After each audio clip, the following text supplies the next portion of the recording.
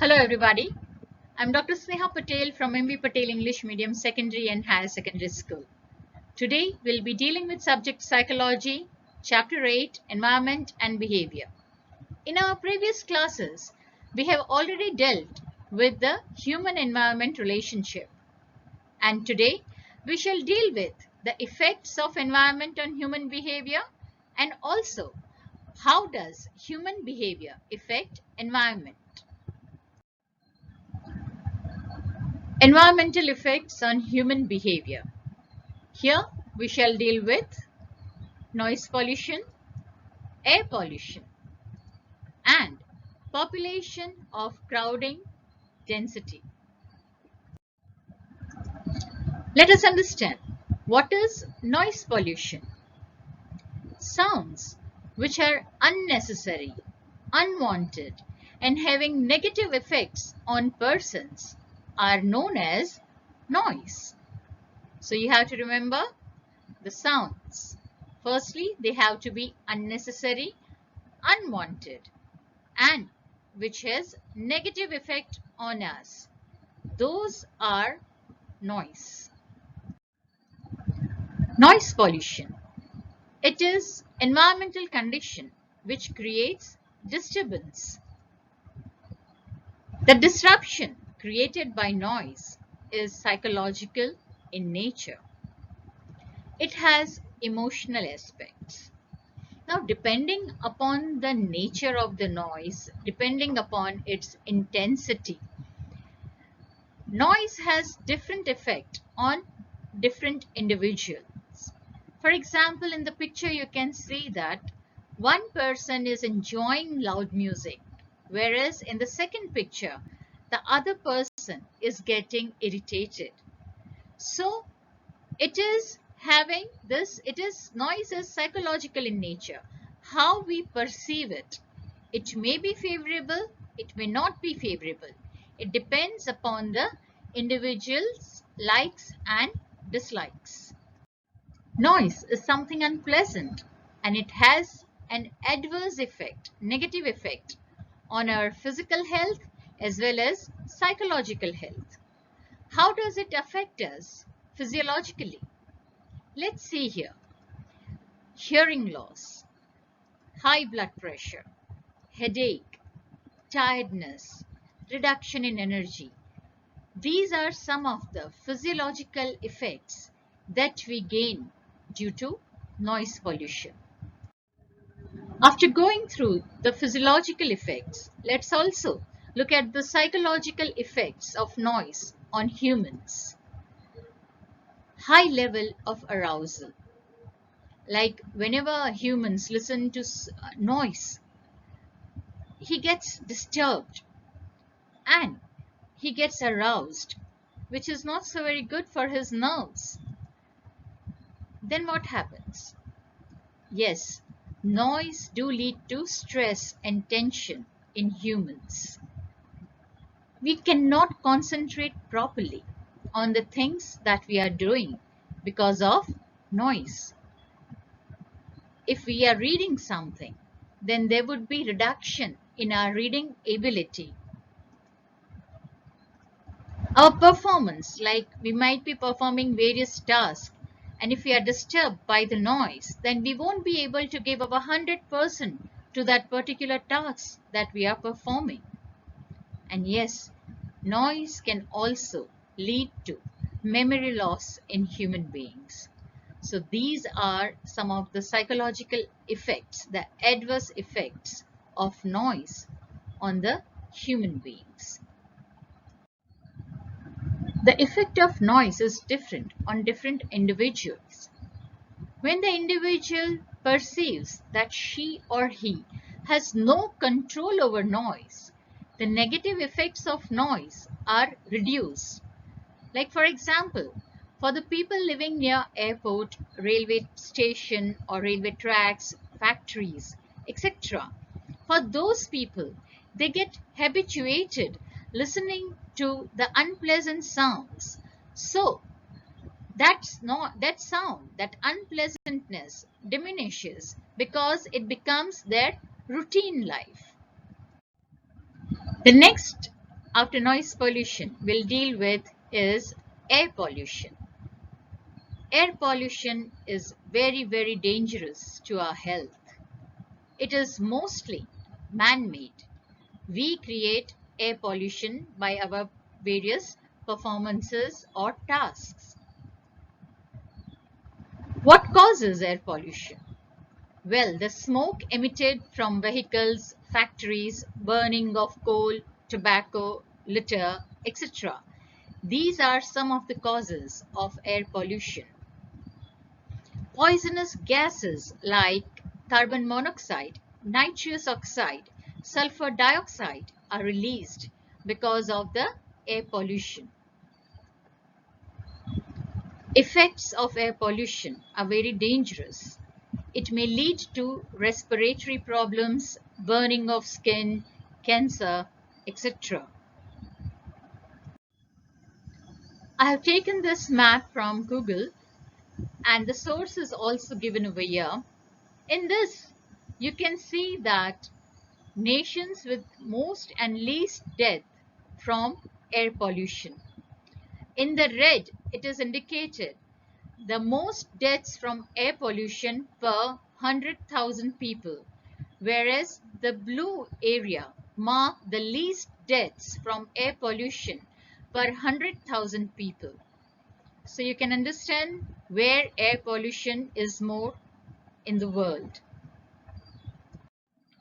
After going through air pollution and noise pollution, let's see what does population of crowding and density mean. What's crowding? It's about the large number of people living in a limited space. Subjective feeling of being too close to one another. Close to one another. But that does not mean they are relatives or friends. Alright, so when you visit a railway station, there you may see many people standing or waiting for the trains. Same happens at the places like the bus station or the airport, or if you go to visit any fair during the festivals. At that time, many people are there. Too many people at one place, that's crowd. But that doesn't mean if you all are there together at one place, you'll be related or you'll feel happy about it. But crowding is negative because we feel disgusted. We have to wait for our turn. We may not behave as per our wish because of the presence of other people. So there is that closeness, the physical closeness, but emotionally, the people in the crowd are not close to one another.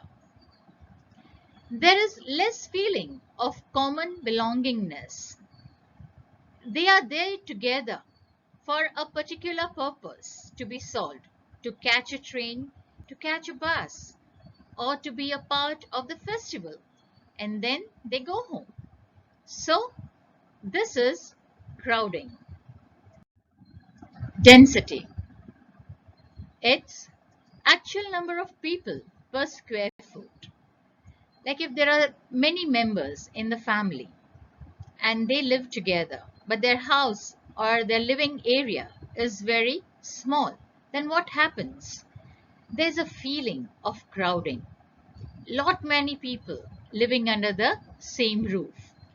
Yes, because they belong to a single family. There is a feeling of common belongingness. But there are various negative effects also by living of so many people under the same roof. There are some negative effects of density, that is, low quality of task performance. If a person wants to do something, but because of the presence of so many people under the same roof, they may not be able to perform their task to the fullest because of lots of disturbances coming in now and then. Then negative effect on personality of that person can also be seen, and also there can be problems in the interpersonal relationships. A person may not get enough opportunity to to develop to the fullest because of so many members in the family. And also, it is not necessary that if people belong to the same family, there won't be any conflicts. In fact, there would be more sometimes. And that's why, in developing the interpersonal relationship with all the family members, there could be a problem. There can also be the negative effect on physical and mental health of the persons. People do not get a personal space to develop. They feel that their demands, their requirements are not being fulfilled. So they may get affected mentally and physically as well. If somebody falls sick in the family, and because of the physical closeness, that can get contagious as well. So it's not good for the physical health of the person as well. These are some of the negative effects of crowding and density. Now let us see how human behavior has a negative impact on the environment. First, we'll deal with misuse of natural resources. Secondly, waste and garbage. And third, dirty habits. Misuse of natural resources like air, water, food, fuel, etc. We humans are blessed by nature. Blessed because we have got wonderful air to breathe, clean water to drink, because of lovely atmosphere and the sweet waters of the river. But we do not take care of them. We keep on polluting the water, wasting food, and also we misuse the fuel. And because of our excessive habit of misusing the natural resources, it is creating danger to the environment. Waste and garbage. Every day we are wasting lot many things. We can see our dustbins or trash full of dust, waste and garbage. Because of this, what's happening? We are increasing the pollution in the environment.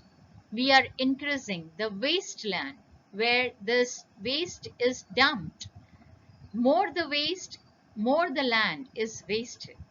And in this way, we are giving negative effect of our behavior to the environment. Environment is polluted because of our bad habits also. I can name some like throwing litter on the road, washing clothes, utensils in the river, smoking, defecating in open, etc. These are the habits which we have to give up in order to protect our environment. And if we protect our environment, we will be saved. Our personality is affected by two factors, that is heredity and environment. And if our heredity is good, we will be good. And if our environment is very good, we will be very good, because we gain experiences through interacting in our environment, social environment, physical environment, cultural environment. And that is why it becomes our moral responsibility, it becomes our duty to protect our environment. Students, I hope this topic is very clear to all of you. You have been dealing with the environmental issues since your primary classes, and till now it is an issue that we cannot neglect. It's quite thought-provoking. Please read the textbook, go through this video again and prepare notes for the same. Study well, stay safe and take care of yourself. Thank you so much.